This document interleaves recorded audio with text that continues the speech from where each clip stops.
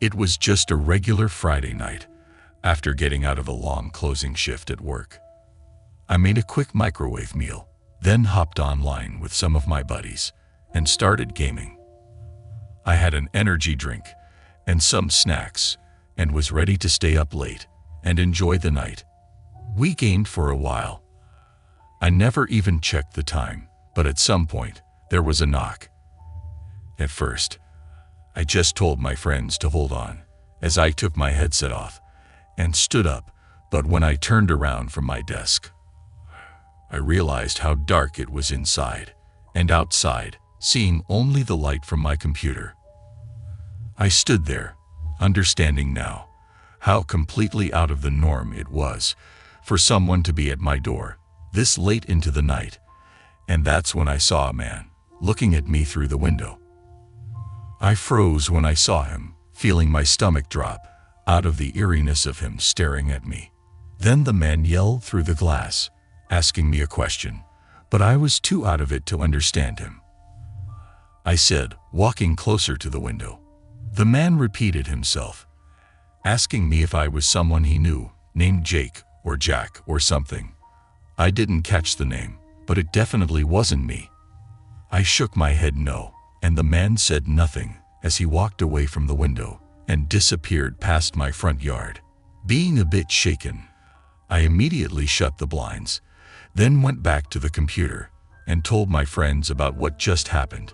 They all didn't even believe me at first, but I think they heard the shakiness in my voice as they started asking a lot of questions, which only made me even more creeped out. I took their advice, going around and making sure all the doors were locked, then also locking the windows, which I'd never even bothered to do before. Then they assured me everything was okay, and we got back to what we were doing. A couple hours passed, and honestly, I'd completely forgotten about what had happened. I think I assumed that if they were to do something, it would have been right after he'd shown up. But then a loud knock from behind me almost shook me off my chair. This time, it was definitely from the front door. Told my friends, whispering into the headset. They said to see who it was, and just call the cops. Doing as they said, I quietly walked over to the door and looked out onto the porch. It was him again, standing there and waiting for me to answer.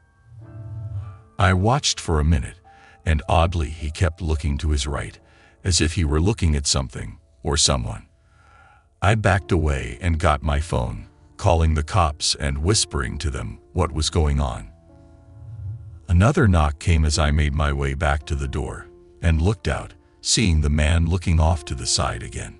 Then he made a small gesture with his hand before knocking one more time. But the night was quiet enough for me to hear someone else's footsteps moving around to the side of the house. I followed the sound with my eyes until it stopped right under one of the windows.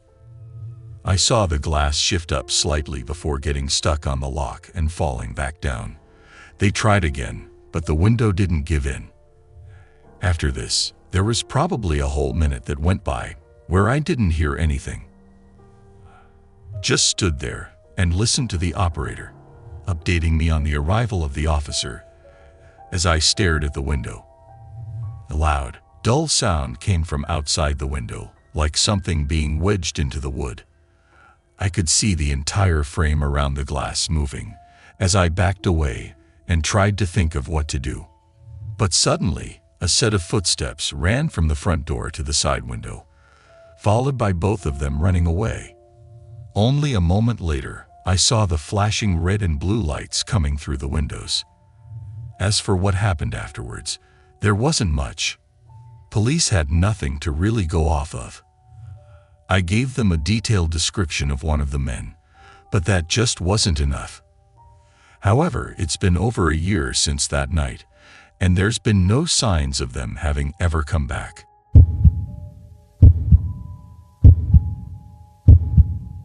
This was almost 5 years ago from today. At the time, I was living in a small one-bedroom apartment when my parents bought a new house about an hour from the city I lived in. It was a really nice, way too big, countryside home with a ton of land, but due to their work schedules and just how complicated moving long distance was, they had to ship all their stuff and have movers drop it off about a week before they would get there. To help out, I offered to house sit during that in-between time and make sure the move was all good. I got to the house on Saturday morning, greeting the movers and letting them haul everything inside, and they finished by sundown. All the stuff was piled in the corner of the rooms, with really just the couch set up for me to chill on. Seeing the house with everything inside, though, really put into perspective how large the place was. I mean, to me at least, it felt like a mansion. Huge, wide-open rooms with long, empty hallways. Without anything else set up, it was kind of unsettling. After eating some leftover dinner that I brought with, I decided to check out the backyard. It had a large patio with a fire pit built in and had a bunch of random outdoor furniture scattered along the side of the house. I grabbed a small lawn chair and put it by the fire pit, then sat back and relaxed. The night was a little breezy, especially way out in the middle of the open fields, but it was really quiet and peaceful. It was probably around 11, and I was out there for at least an hour or so, when just out of nowhere, a man appeared in the distance. He was walking, way out in the field. I looked to where he came from, and saw nothing but open land. Then I looked toward where he was heading, and saw the same thing. I watched this man walk all the way down, until the fog covered him up, but the whole time, I had no clue what he was doing out there. Several minutes went by as I looked out into the fog, still just thinking about this man, when again he emerged from the dark, this time walking the way he had come before. He was slightly closer this time as well, enough to where it was a little uncomforting. I ended up going back inside, not wanting to be seen. I stayed in for an hour, mostly scrolling on my phone, but also checking the windows a couple of times, and not seeing anything of concern. Around 12:30, I grabbed a blanket from one of the boxes and tossed it on the couch, laying down and falling asleep in the middle of the living room. When I woke up, something immediately felt off. I was confused and uneasy, opening my eyes and trying to figure out why I'd woken up and why I felt like this. The whole house was dark and silent, and the shadows of the random stacked-up boxes made it difficult to see. But only a moment after looking around, a bright glare shined into the room. I squinted from the brightness as the light moved around the room, then suddenly shifted away. Opening my eyes again, I saw another small glare moving outside the front window. Then it suddenly shifted again, coming through the window, lighting up the whole living room, and directly shining into my eyes. By the time my eyes adjusted, the light was gone, and the window had nothing behind it. I got up and picked up my phone as I went up to the window and tried to see who was out there, but they were long gone, having turned their light off and faded out into the foggy night. I don't know who was out there or what they wanted, but I'd say my best guess is that they had seen the movers and were trying to rob the place. Whatever it was though, I think I got lucky, because if I hadn't woken up from the light, it's likely I would have had to find out their intentions the hard way.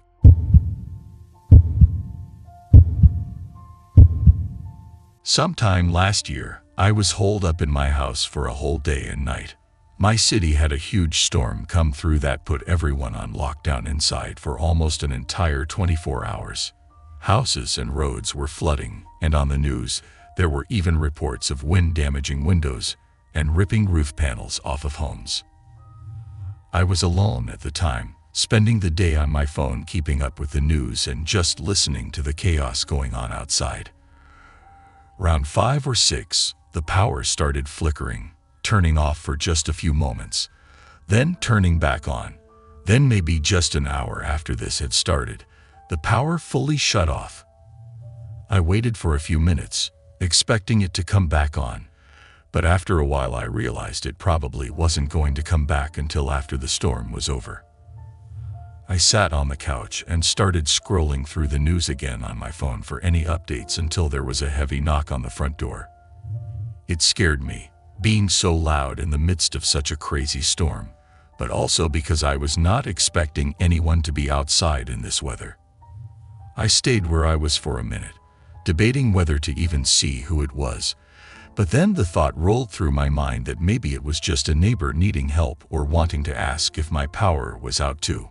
It was still absurd for anyone to be outside, but I went up to the door and looked out the peephole. Nobody was there. Perhaps I'd waited too long to check, but looking out, a really unnerving feeling came over me. I went back to the living room and opened a window, letting the minimal amount of light in from outside. I didn't have any way to charge my phone, and I didn't have a flashlight, so I kind of just sat there and stared out the window. Then, out of the blue, I swear I heard a voice outside. I swung my head around behind me, looking toward where I thought I'd heard it from, but of course I couldn't hear it anymore. Waited again, but figured it had to have just been the wind making strange noises, so I turned back around. Almost right on cue, though, I heard it again. Just a quick few words, like someone was talking to someone else. I got up and went to a nearby window, looking out. It was so dark and rainy, there was nothing really for me to see. Still, I stared out into the rain, and a sudden flicker of lightning lit up the area for a second, and in that second, I made out a figure not far from my house. I had no way to know what he was doing, or really anything at all. Just saw a figure for a split second, and now that it was dark again, I couldn't see anything. Getting more unnerved, I closed up the windows and decided to go upstairs to the bedroom. Despite this, I was still nervous about the knocking, and the guy I saw standing out in the middle of such a brutal storm. It was hard not to wonder what they were doing, or who they were talking to. Hours went by, with nothing more happening, just the sound of the storm outside as I sat in the room. Then, just when I had started to forget about it all, a sudden sound faintly echoed from downstairs. It was a door opening. I could feel my face go pale as I tried to listen, but it almost felt like the storm had grown louder, and I knew there would be no way I could hear any footsteps at all. I just had to sit there in my own thoughts and wait, horrified in the small, barely lit bedroom. A minute passed, and then another, and eventually I got the courage to call 911, though I knew it'd be a long time for them to arrive. From the time I heard the door open to the time the police showed up, it had been over 30 minutes, and yet there were no other sounds, and nobody ever came up to the room I was in. All the cops found was an open front door and wet shoe prints inside the house. There were no indications of any intent after entering my home. It almost seemed like they broke in, looked around for a minute, then just left. To this day, there's been no answers to the events of that night.